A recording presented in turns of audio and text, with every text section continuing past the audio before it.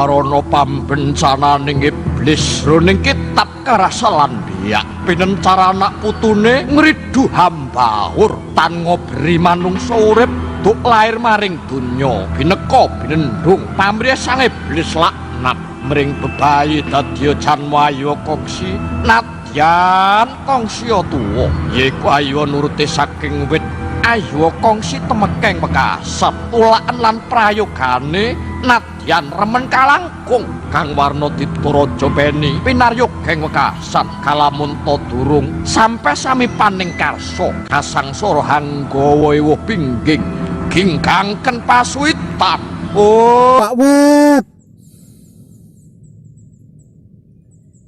dalem kok susah amat sih, sulit, berat, wangel pol. Tidak, saya katakan dengan tegas tidak. Tidak susah, tidak sulit, tidak berat, dan tidak wangel. Pokoknya tidak. Coba mari kita merenung bersama-sama dengan kesadaran yang sadar akan hidup kita yang sebagai ruh Tuhan. Menurut panjenengan, apakah dengan mengfitnah, membuli, menghina, membenci, merusak, menghakimi, mengadili, menilai, membedakan, menelaah, syirik, iri, dengki, dendam, wajah kita bisa berubah menjadi tampan atau cantik, begitu? Atau penyakit kita bisa berubah sembuh dan kembali sehat. Miskin jadi kaya, yang kaya bisa lebih kaya. Dagangan kita bisa laris, usaha kita bisa maju dan sukses serta berhasil, atau hutang kita bisa lunas.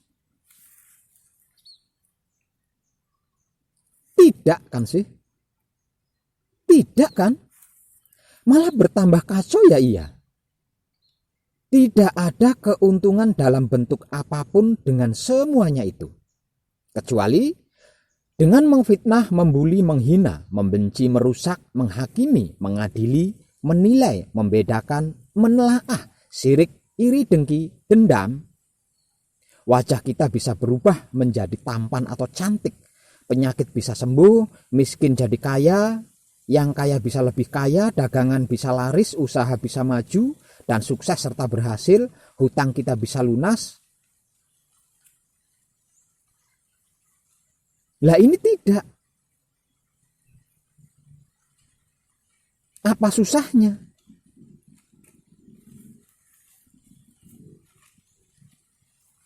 Yang sulit apanya coba? Berat. Beratnya apa dan di mana? Lawang ini gratis.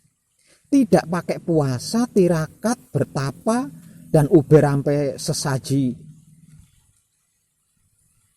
Dan lain-lain dalam bentuk apapun. Dibilang berat itu pantas.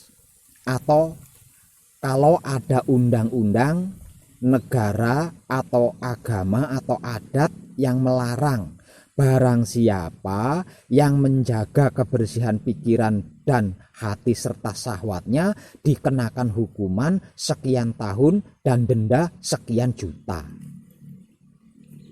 Barang siapa yang tidak mengfitnah, membuli, menghina, membenci, merusak, menghakimi, mengadili, menilai, membedakan, menelaah, syirik, iri, dengki, dendam akan dikenakan hukuman sekian tahun dan denda sekian juta. Kan tidak sih? Lalu susahnya apa? Sulitnya apanya? Di mana beratnya? Tidak. Tidak sulit apalagi berat. Panjenengan hanya belum terbiasa. Itu saja. Oke? Percayalah, wahai para kadang kinasiku sekalian. Siapapun dan bagaimanapun dia, siapapun dan bagaimanapun Anda, siapapun dan bagaimanapun mereka, siapapun dan bagaimanapun kita, jika sudah tunggal rasa dengan hidupnya, kalau sudah manunggal dengan hidupnya, sudah romo rasa manunggal, sudah kunci kumpul nunggal suci, sungguh teramat sangat mewah. Mewah dan sangat mewah. The Grand Design Life kita. Bagaimana tidak? Semua dan segalanya tersedia dengan begitu sempurnanya. Tinggal lalu nikmati dengan rasa syukur yang sadar hidup.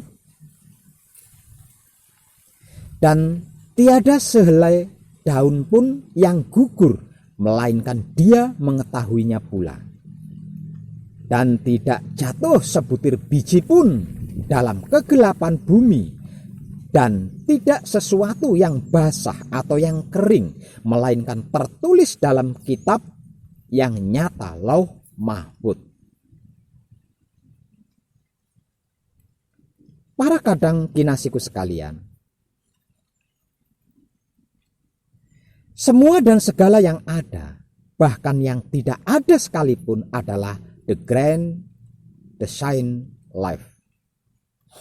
Agama, kepercayaan, keyakinan, sorga, neraka, kitab, hidup, mati, sakit, sehat, kenyang, lapar, tidur, bangun, kerja, nganggur, bisnis, keluarga, saudara, teman, sahabat, kadang, anak, istri, suami, dunia, akhirat, ilmu, adat, kejawen, kebatinan, perguruan, paguyuban, kapribaden, politik, modus, perkumpulan, partai, kebaikan, keburukan, kebenaran, kesalahan, kejahatan, miskin, kaya, tampan, cantik, jelek, indah, buruk, harta, tahta, wanita, lelaki, siang, malam, terang, gelap, dan lain-lain. Semuanya, segalanya, tanpa terkecuali adalah the Grand Design Life.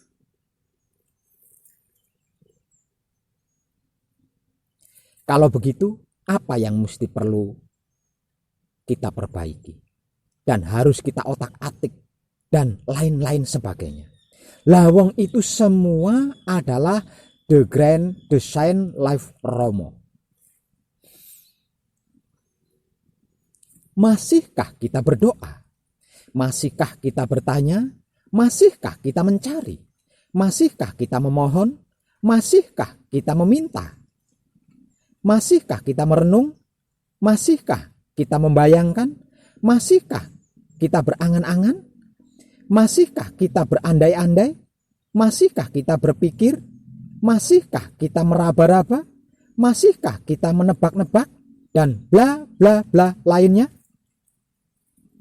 Sedangkan semuanya dan segalanya itu ada di depan kita, di belakang kita, di samping kanan kiri kita, dan di atas bawah kita.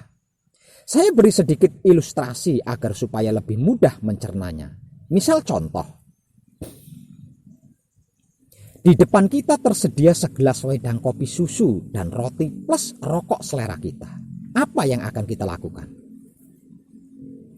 Minum wedang kopi susu sambil menikmatinya dengan rasa syukur yang sadar hidup, lalu memakan rotinya sambil menikmatinya dengan rasa syukur yang sadar hidup, serta merokok sambil menikmatinya dengan rasa syukur yang sadar hidup, atau berdoa, bertanya, mencari, memohon, meminta, merenung, membayangkan, berangan-angan, berandai-andai, berpikir, meraba-raba, menebak-nebak, dan bla bla bla bla lainnya tentang segelas wedang kopi susu dan roti plus rokok.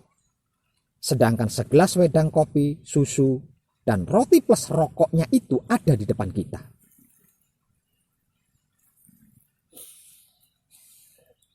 Mengertilah, pahamilah ini, ketahuilah ini dengan kesadaran murnimu agar supaya mengenal the Grand Design Life Romo ini.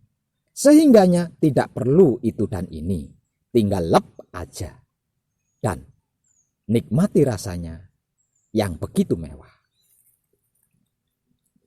Lalu perhatikan apa yang akan terjadi. Pasti bisa mengerti sendiri, bisa paham sendiri, dan bisa tahu sendiri seluruhnya akan kemewahan The Grand Design Life Romo kita ini. Sebab itu Romo dawuh, ojo cawe-cawe, jangan ikut campur, karena semua dan segalanya adalah The Grand Design Life Romo. Tapi Pak Web, sungguh saya tidak melihat apa-apa. Jadi saya tidak tahu adanya segelas wedang kopi susu dan roti plus rokoknya di depan saya. Tidak mungkin. Saya katakan sekali lagi, tidak mungkin. Mustahil jika sampai tidak tahu. Benar Pak Web, sungguh kesadaranmu kemana? Kemana kesadaranmu? Pasti ke warung kopi, pasti ke Alfamart, pasti ke kios rokok. Iya kan? Lah kesadaranmu pergi ke warung kopi, ke Alfamart, ke kios rokok, pantas saja tidak tahu hidangan di depan mata. Coba kalau kesadaranmu ke hidup yang ada di dalam dirimu sendiri, pasti menyaksikan segelas wedang kopi susu dan roti plus rokoknya ada di depanmu.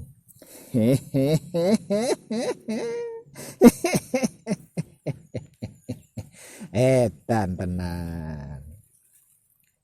Para kadang kinasiku sekalian, yang membuat seseorang pelaku spiritual dan pelaku murni menuju suci mengalami kesulitan dan terancam gagal, bahkan mustahil, adalah kemelekatan. Bukan dosanya, atau salahnya, atau masalahnya, atau ketidakmampuannya spiritualnya. Bukan, melainkan kemelekatan yang ada di dalam pikiran dan hatinya. Apalagi jika kemelekatan itu berupa sirik, iri, dengki, benci, dendam, hasut, buli, menghina, merusak, menghakimi, mengadili, menilai, membedakan, menelaah, dan sejenisnya. Dosa, salah, masalah, tidak mampu sesungguhnya itu tidak ada. Dosa, salah, masalah, tidak mampu itu menjadi ada ketika kepala kita tidak menyatu dengan hati kita, dikarenakan banyaknya kemelekatan. Semua yang nampak oleh mata, terdengar oleh telinga, tercium oleh hidung, dan terkata oleh mulut di dunia ini, termasuk anak, istri, orang tua, keluarga, pacar, harta, benda, motor, mobil, rumah, dan lain-lain itu adalah palsu. Itu semu. Isi kepala yang sebenarnya adalah wahyu pancagaib. Dan urusan hati itu yang sesungguhnya adalah Dat Maha Suci hidup, bukan yang lain. Jadi ketika isi kepala bukan wahyu pancagaib, isi hati kita bukan Dat Maha Suci hidup, antara pikiran dan hati tidak bisa menyatu. Nah, tidak menyatunya antara pikiran dan hati inilah dosa, salah, masalah tidak mampu menjadi ada dan terjadi. Isi hati kita yang sesungguhnya adalah Dat Maha Suci hidup, bukan yang lain. Aku adalah batinnya manusia, dan manusia itu adalah wujud kenyataan dohirku. Isi kepala kita itu hanya ada 5 perkara, yaitu wahyu pancagaib, yaitu kunci, paweling, asmo, mijil, dan singkir. Dan wahyu pancagaib ini memiliki sifat dan sikap tersebut wahyu pancalaku atau iman, yaitu pasrah kepada Tuhan, menerima keputusan Tuhan, mempersilahkan kuasa Tuhan, merasakan kenyataan Tuhan, dan menebar cinta kasih sayang Tuhan. 5 perkara ini milik Dat Maha Suci Hidup, berasal dari Dat Maha Suci Hidup dan untuk Dat Maha Suci Hidup, bukan yang lain. Dan 5 perkara inilah yang menjadikan kita bisa tahu, bisa itu dan ini. 5 perkara inilah jati diri kita, identitas diri kita yang sejati, yang sesungguhnya, yang menjadikan kita mendapat stempel sebagai makhluk paling sempurna dibandingkan dengan makhluk-makhluk lainnya. Jangan sampai 5 perkara ini diarahkan ke yang lain selain kepada Dat Maha Suci Hidup, apalagi sampai diberikan kepada yang lain selain Dat Maha Suci Hidup. Maka bersiaplah untuk merasakan rasanya dosa, salah, masalah, tidak mampu, sakit, miskin, dan semua bentuk penderitaan yang kalau mengeluh semakin bertambah syarat rasanya. Kalau ada isi lain di dalam hati selain Dat Maha Suci Hidup, inilah yang disebut kemelekatan. Semisal anak, istri, orang tua, keluarga, pacar, harta, benda, motor, mobil, rumah, dan lain-lain yang kita cintai, kasih, sayangi, ikut menempati hati, sedangkan tujuannya adalah mencapai kesempurnaan hidup yang abadi, yang tak lain dan tak bukan adalah yang Dat Maha Suci Hidup, namun tidak mau mengeluarkan kemelekatan itu dari hatinya, maka Dat Maha Suci Hidup akan menyingkirkan kemelekatan itu dari hati kita. Karena itu dan untuk itu, maka bersiaplah untuk sakit, pusing, kecewa, putus asa, bingung, takut, menderita, stres, bahkan gila karena kehilangannya, bahkan tersesat entah di mana rimbanya.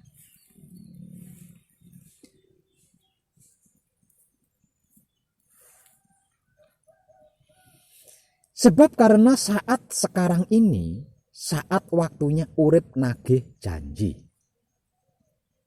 hidup menagih janji.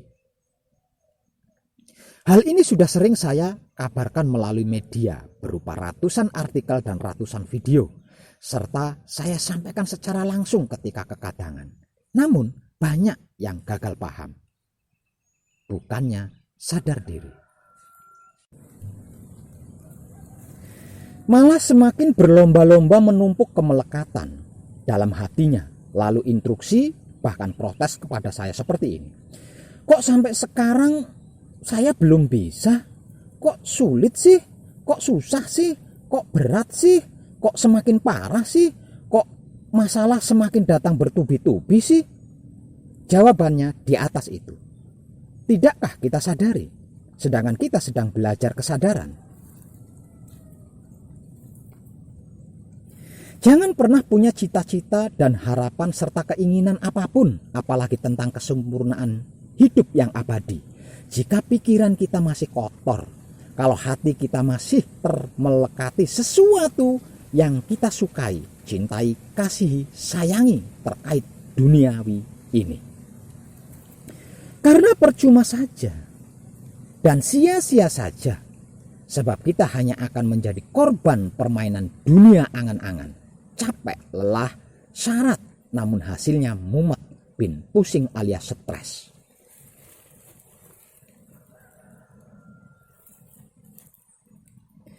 Anak, istri, suami, orang tua, keluarga, pacar, harta, benda, motor, mobil, rumah, dan lain-lain yang ada di kepala kita itu adalah anugerah Tuhan yang harus kita nikmati dengan kesadaran rasa syukur yang sempurna.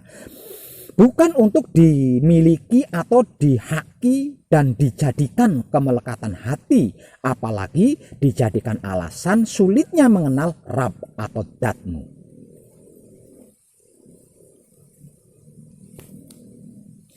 Para kadang kinasiku sekalian, mari kita merenung sekali lagi tentang hal ini. Ketahuilah dengan kesadaranmu bahwa akte kelahiran kita, anak cucu kita, istri kita, keluarga kita itu hanyalah kertas. KTP kita, anak cucu kita, istri kita, keluarga kita itu hanyalah kertas. Ijazah atau tanda tamat belajar kita, anak cucu kita, istri kita, keluarga kita, itu hanyalah kertas. Surat nikah suami istri kita itu hanyalah kertas.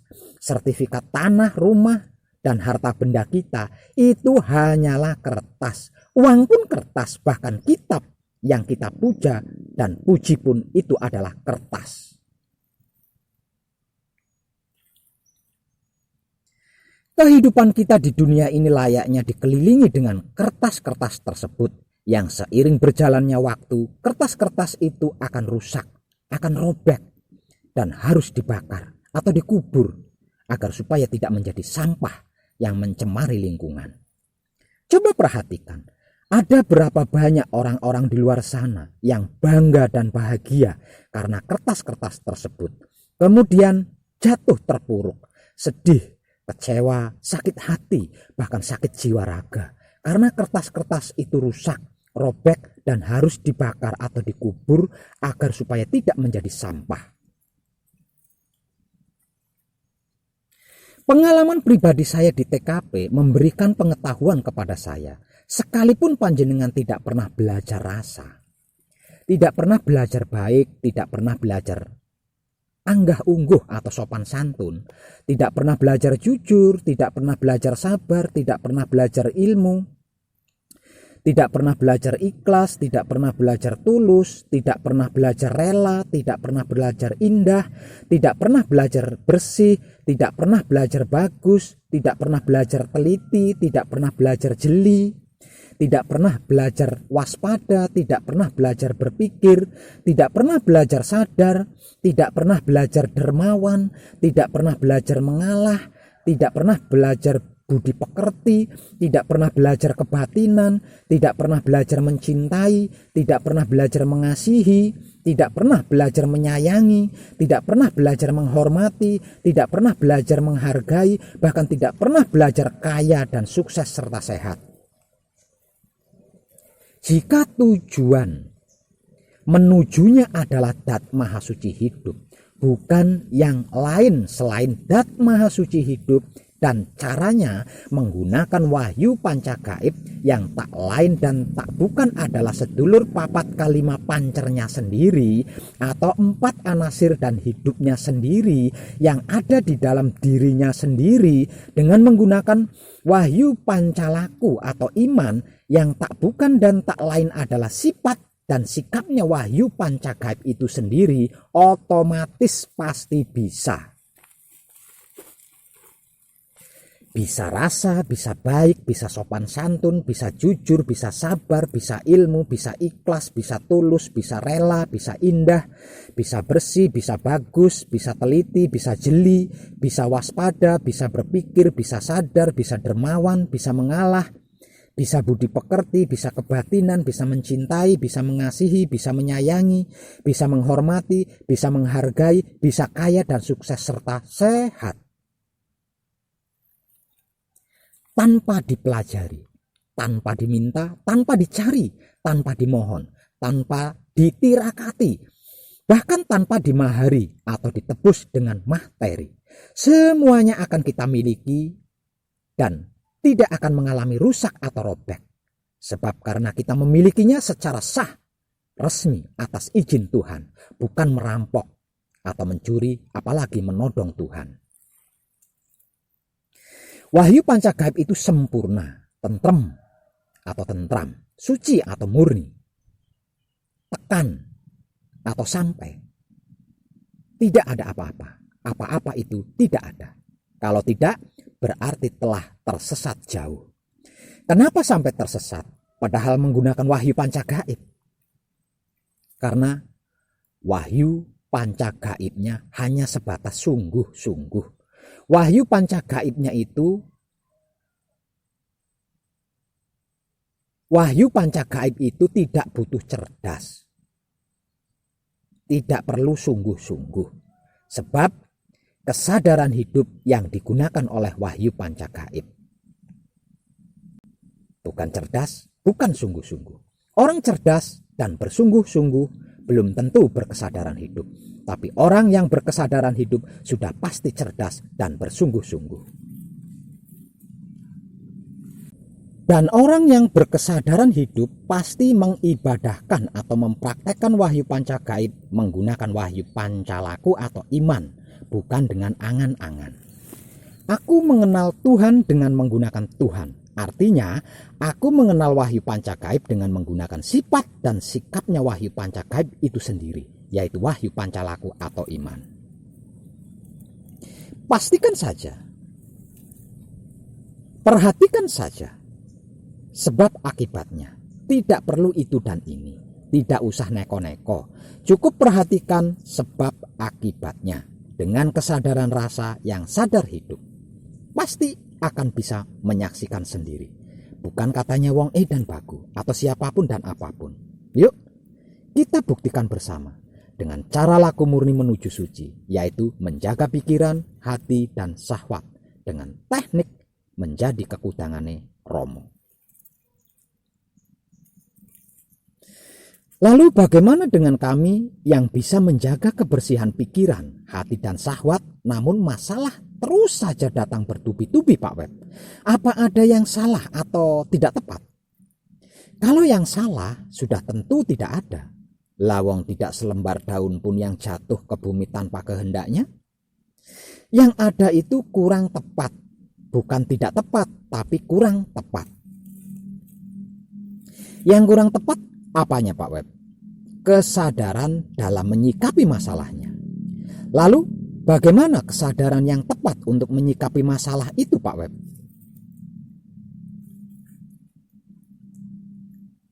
Para kadang kinasiku sekalian, tantangan dalam hidup kita bisa saya bilang biasa. Bila dibandingkan dengan tantangan yang dialami oleh orang lain yang terus berusaha lebih keras dari kita saat menghadapi masalah yang lebih besar. Semua usaha yang kita lakukan, percayalah, tidak akan sia-sia dan tidak ada yang percuma. Asalkan kita tidak menyerah di dalam laku murni menuju suci dan mau bertahan menghadapinya sampai titik akhir. Dengan kesadaran rasa yang sadar hidup, atau dalam istilah lainnya, laku murni menuju suci. Sebab karena itu jangan sampai berhenti berusaha hanya karena kita berpikir bahwa usaha kita akan sia-sia. Ingat bahwa masih banyak orang-orang di luar sana yang memiliki masalah lebih berat dan lebih besar dari masalah kita. Namun mereka tidak pernah menyerah untuk menghadapinya. Padahal mereka tidak kenal wahyu panca gaib dan sifat sikapnya wahyu panca gaib. Jadi ketika kita merasa putus asa atau lelah dalam mengalami masalah kita, beristirahatlah dengan patrap semedi, tapi jangan pernah menyerah dalam menghadapi masalah tersebut. Jika kita terus mengarahkan kesadaran murni kita kepada Romo, laku murni menuju suci maksudnya, bukan ke dalam masalah tersebut, akhirnya kita akan keluar dari masalah sebagai pemenang yang sukses. Kadangku, sebuah permata tidak akan dapat dipoles tanpa gesekan. Demikian juga seseorang yang sedang laku murni menuju suci tidak akan menjadi sempurna jika tanpa tantangan masalah. Yang terpenting adalah selalu ingat bahwa tiap tantangan dan masalah yang kita hadapi akan membuat kita semakin kuat dan dewasa serta berpengalaman. Setiap kegagalan dan masalah yang telah dialami merupakan guru yang paling baik dalam kesempurnaan abadi selagi kita masih hidup di kehidupan dunia ini dengan lebih baik. Terima kasihilah semua masalah yang muncul dalam kehidupan kita. Jangan mengeluh, jangan protes, jangan menelaah. Prosesnya memang seperti itu dan begitu. Lihatlah sisi terbaiknya dari apapun yang dihadapi. Semakin banyak masalah dan tantangan yang dihadapi dengan kesadaran hidup, semakin banyak pengetahuan dan kemampuan yang akan kita dapatkan untuk pengembangan diri sejati menuju kesempurnaan hidup yang abadi. Tercerahkanlah panjenengan semuanya, dan salam setuhan penuh cinta kasih sayang dari dalam lubuk hati saya Wong Edan Bagu yang paling dalam. Selamat, selamat, selamat. Rahayu, rahayu, rahayu. Damai, damai, damai, tentram. Saya Wong Edan Bagu ngaturaken sugeng rahayu lir ing sambikala amanggih Yuwana. Pinayungan mring ingkang Maha Suci, Basuki Yuwana Teguh Rahayu Slamet. Berkah selalu untuk semuanya tanpa terkecuali, terutama para sedulur, khususnya para kadang konto dan kanti anom saya, yang senantiasa direstui Yang Dat Maha Suci hidup. Om Santi Santi Santi Om. Wassalamualaikum warahmatullahi wabarakatuh. Terima kasih dan salam kebajikan.